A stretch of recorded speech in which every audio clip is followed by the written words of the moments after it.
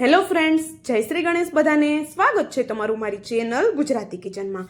નાના હતા ત્યારે મમ્મી આ સેવઈથી મીઠી સેવઈ બનાવતા અને ત્યારે એ ફેવરેટ હતી. અને ત્યારે એવું પણ હતું કે સેવઈથી મીઠી સેવઈ જ બની શકે, બીજું કાંઈ બની ના શકે. પણ જ્યારથી આ રેસીપી ટ્રાય કરી છે, સેવઈથી બનતી બીજી બધી રેસીપી હું ભૂલી ગઈ છું. કારણ કે મારી ઘરે મારી મમ્મીની સાથે બધાની એટલી ફેવરેટ બની ગઈ છે આ રેસીપી કે સેવઈથી હવે મારી ઘરે આ જ બને છે. તો તમે પણ ટ્રાય કરી જુઓ. આઈ હોપ કે તમારી ઘરે પણ બધાને ખૂબ જ પસંદ આવશે. એકદમ ઝટપટ બને છે, એકદમ યુનિક છે અને સ્વાદમાં પણ એકદમ ટેસ્ટી છે. તો એના માટે આપણે અહીંયા એક પેકેટ જે સેવઈનું આવે છે તે લઈ લીધું છે. આ સેવઈ છે એને આપણે હાથેથી આ રીતે ક્રશ કરી લેવાની છે. તો અહીંયા જોઈ શકો છો આપણે સેવઈ છે એને સરસ એવી ક્રશ કરી અને આ રીતે રેડી કરી લીધી છે. અને મેં જે રોસ્ટેડ સેવઈ આવે છે ને એનો ઉપયોગ કરેલો છે. તમે જે કાચી સેવઈ આવે છે એ લેતા હોય તો આપણે આને થોડી આવી રીતે ક્રશ કરી અને કડાઈમાં ઘી કે કોઈ તેલ એડ કર્યા વગર એને એમ જ શેકી લેવાની છે, એટલે કે ડ્રાય રોસ્ટ કરી લેવાની છે. હવે અહીંયા ક્રશ કરેલી સેવઈમાંથી આપણે 2 ચમચી જેટલી સેવઈ છે એક વાટકીમાં અલગ લઈ લઈએ અને બાકીની સેવઈનો આપણે ઉપયોગ કરવાનો છે. અંદાજે આ ક્રશ કરેલી સેવઈ છે 1 કપ જેટલી આપણે સેવઈ લીધેલી છે. હવે આ સેવઈ છે એને આપણે પલાળવાની છે, આપણે એને બાફવાની બિલકુલ નથી. તો આપણે પલાળવા માટે અહીંયા ખાટી છાશનો ઉપયોગ કરેલો છે. તો છાશ છે એ જો થોડી ખાટી હશે તો રેસીપી થોડી સારી બનશે, પણ ખાટી છાશ ન હોય તો થોડો લીંબુનો રસ એડ કરી શકો છો, અથવા તો તમે અહીંયા ખાટા દહીંનો ઉપયોગ પણ કરી શકો છો. હવે સેવઈ છે ને સરસ એવી છાશ સાથે આપણે મિક્સ કરવાની છે, કારણ કે સેવઈ છે આ રીતે ચીપકી જતી હોય છે. તો આપણે એને થોડું આ રીતે ચમચીની મદદથી સરસ એવું મિક્સ કરી અને આપણે થોડી વાર માટે એને પલળવા માટે રાખવાની છે. તો આપણી સેવઈ છે એ આપણે એને મિક્સ કરીએ છીએ સરસ એવી. ત્યાં સુધીમાં જો હું તમને યાદ દેવડાવી દઉં કે વિડીયો તમને થોડો પણ પસંદ આવતો હોય તો વિડીયોને લાઇક, શેર અને ચેનલ પર નવા હોય તો જલ્દીથી ચેનલને સબસ્ક્રાઇબ કરી દેજો, આવા જ નવા અને એકદમ સરળ એવા વિડીયો જોવા માટે.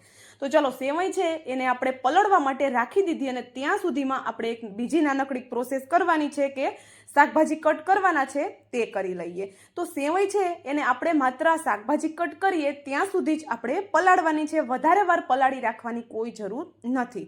અને હવે અહીંયા શાકભાજીમાં મેં 2 તીખા મરચાં લીધા છે, સાથે એક નાની સાઈઝની ડુંગળી છે. એને આ રીતે લાંબુ આપણે સ્લાઇસમાં કટ કરી લેવાનું છે. ડુંગળીની સ્લાઇસ છે એકદમ પાતળી કટ કરવાની છે અને સાથે આપણે જે મરચાંના ટુકડા કર્યા એને પણ આપણે એકદમ બારીક કટ કરવાના છે. તો શાકભાજીમાં મેં અહીંયા બટેટું, ગાજર, ડુંગળી અને લીલા તીખા મરચાં લીધા છે. એમાંથી તમારી પાસે કોઈ શાકભાજી ન હોય કે તમારી ઘરે પસંદ ન હોય તો તમે એને સ્કીપ કરી શકો છો. અને આપણે જે શાકભાજી લીધા એની જગ્યાએ દૂધી છે, કાકડી છે, બીજા કોઈ પણ શાકભાજી જે તમારી ઘરે ન ખાવાતા હોય એનો ઉપયોગ કરશો તો પણ બધા આરામથી ખાઈ લેવાના છે અને કોઈને ખબર પણ નથી પડવાની કે તમે આમાં દૂધીનો ઉપયોગ કરેલો છે. ખાસ કરીને દૂધીનો ટેસ્ટ પણ આમાં ખૂબ જ સરસ એવો આવે છે. હવે બટેટું છે એને પણ આપણે છાલ હટાવી અને જાડા હોલવાળી ખમણીથી ખમણી લીધું અને ગાજરને પણ ખમણી લીધું. હવે આપણા શાકભાજી રેડી થઈ ગયા તો આપણે સેવઈ જોઈ લઈએ. ત્યાં સુધીમાં સેવઈ છે એ બધી છાશ છે પી ગઈ છે. જોઈ શકો છો એકદમ સરસ એવી ફૂલી અને સોફ્ટ થઈ ગઈ છે. તો હવે આપણે બારીક કટ કરેલા શાકભાજી એડ કરી દઈએ. તો ડુંગળીને થોડી હાથેથી આ રીતે મસળીને એડ કરશું, જેથી કરીને એના લચ્છા છે એ અલગ થઈ જાય. તો અહીંયા આપણે હવે બધા શાકભાજી એડ કરી દઈએ અને અંદાજે હું તમને શાકભાજી કહું તો એ પણ 1 કપથી ઉપર અત્યારે આપણા શાકભાજી લીધેલા છે. એટલે કે 1 કપ આપણે સેવઈ લીધી એની સામે એટલા જ પ્રમાણમાં શાકભાજીનો ઉપયોગ આપણે કરવાનો છે. થોડા શાકભાજી વધારે થશે તો કોઈ પ્રોબ્લેમ નથી આવવાનો. હવે અહીંયા આપણે એમાં ઘરના રેગ્યુલર મસાલા એડ કરીએ, જેમ કે સ્વાદ પ્રમાણે મીઠું, અડધી ચમચી જેટલો હળદર પાવડર, 1 ચમચી જેટલો લાલ મરચું પાવડર, હલકું એવું આપણે એડ કરેલું ધાણા જીરું અને અડધી ચમચી જેટલો મેં અહીંયા કિચન કિંગ મસાલો એડ કરેલો છે. એની જગ્યાએ પાઉંભાજી મસાલો લઈ શકો છો, સાંભર મસાલો લઈ શકો છો, તમારી પસંદનો કોઈ પણ મસાલો એડ કરી શકો છો, અથવા તો જો પસંદ ન હોય તો ટોટલી બધા મસાલા તમે સ્કીપ કરી શકો છો. અહીંયા એક વખત આ મસાલા અને શાકભાજીને સેવઈ સાથે એકદમ સરસ એવું મિક્સ કરી લઈએ અને થોડી છાશ છે એ વધારે પડતી ખાટી હોય તો અડધી ચમચી જેટલી ખાંડ એડ આપણે કરી દેવાની છે. હવે બધી વસ્તુના બાઇન્ડિંગ માટે આપણે અહીંયા અડધા કપથી થોડો ઓછો રવો લીધેલો છે.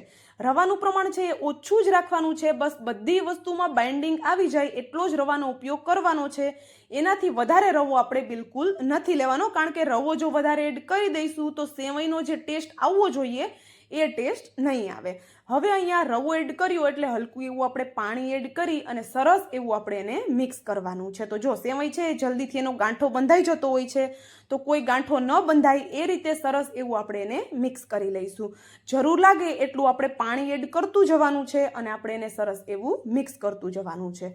અને ખાસ વાત એ છે કે આપણે આમાં શાકભાજીનું પ્રમાણ પણ વધારે રાખેલું છે, તો પાણી એડ કરતી વખતે આપણે ધ્યાન રાખવાનું છે કે આપણે પાણી વધારે ન પડી જાય.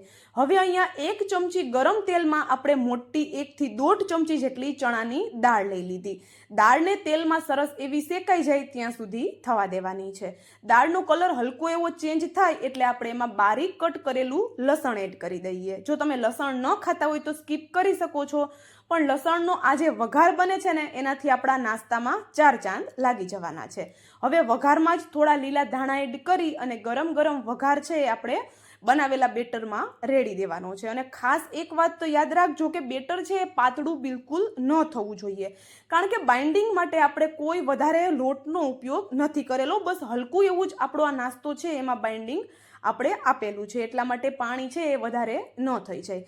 અને હું મારા દરેક વિડીયોમાં નાની નાની ટિપ્સ એટલા માટે શેર કરતી જાઉં છું કે મારા વિડીયો છે મોસ્ટ ઓફ બધાના વિડીયો છે એ બધા વ્યક્તિ જોતા હોય છે, જેમ કે એકલા રહેતા હોય છે, કોઈ શીખતા હોય છે, અને પછી જેમને આવડતું હોય છે એમને તો કોઈ નાની નાની ટિપ્સનું ધ્યાન નથી રાખવાનું, પણ જે લોકોને નથી આવડતું એના માટે બધી વસ્તુ હું કહેતી જાઉં છું, જેથી કરીને મારા વ્યુઅર્સની કોઈ પણ વસ્તુ ખરાબ ન થાય. અને અહીંયા જોઈ શકો છો, હવે આપણે એને શેકવા માટે તવાને હલકો એવો બટરથી ગ્રીસ કરી લીધો. બટરની જગ્યાએ તેલનો ઉપયોગ પણ કરી શકાય છે. હવે સેવઈ છે એને આપણે ઉપરથી જે સાઈડમાં બચાવીને રાખી હતી એ તવા ઉપર હલકી એવી સેવઈ ફેલાવી એની ઉપર આ રીતે એક મોટી સાઈઝનું પરાઠાની જેમ આપણે આને પાથરી લેવાનું છે. હવે ગોળ શેપ આપવા માટે સ્પેચ્યુલાની મદદથી આપણે આ રીતે એને સેટ કરી લઈશું. ટોટલી ઓપ્શનલ છે, આમ તો ગોળ શેપ જ એનો આવી જાય છે. તો હવે આપણી બધી વસ્તુ કાચી છે, ખાસ કરીને છાશ છે કાચી છે, એનો કાચો ટેસ્ટ બિલકુલ ન આવે એના માટે ગેસની ફ્લેમ સ્લો કરી ઉપરથી આપણે એને કવર કરવાનું છે. પહેલાં જો અહીંયા મેં સેવઈ પણ એની ઉપર સ્પ્રિંકલ કરેલી છે, તો અહીંયા આપણે હવે ઉપરથી કવર કરી દઈએ અને આપણે આને 2 થી 3 મિનિટ માટે સરસ એવું થવા દઈએ. 2 થી 3 મિનિટ પછી ખોલીને જોઈએ છીએ તો નીચેની સાઈડથી ક્રિસ્પી થઈ ગયું હોય એવું આપણે દેખાવા લાગ્યું છે. તો હવે ઉપરની સાઈડથી પણ હલકું એવું ઓઇલ કે પછી બટર લગાવી અને આ રીતે આપણે એની સાઈડ ચેન્જ કરી લેવાની છે. જો ખૂબ ઓછું બાઇન્ડિંગ એડ કરેલું છે છતાં આપણું અહીંયા સેવઈનું પરાઠું છે એકદમ પ્રોપર ઉથલી જાય છે, મતલબ કે બિલકુલ તૂટતું નથી. તો આરામથી તમે આને ટ્રાય કરી શકો છો. અને સ્વાદની તો હું તમને શું વાત કરું, એટલું ખાવામાં લાજવાબ લાગે છે કે તમારે આની સાથે કોઈ ચટણી કોઈ ભાજીની પણ જરૂર નહીં પડે. તો સાંજના જમવામાં કે બાળકોના લંચ બોક્સમાં કે સવારના નાસ્તામાં જો કંઈ ન સમજાતું હોય તો તમે આ ઝટપટવાળો પરાઠા બનાવીને ટ્રાય કરી શકો છો. અને વિડીયો થોડો પણ પસંદ આવ્યો હોય તો લાઇક શેર સબસ્ક્રાઈબ જરૂરથી કરી દેજો અને મને કોમેન્ટ પણ જરૂરથી કરજો કે તમને મારો વિડીયો કેવો લાગ્યો. તો ચાલો હવે મળશું આવા જ એક નવા વિડીયો સાથે. ત્યાં સુધી જય શ્રી ગણેશ.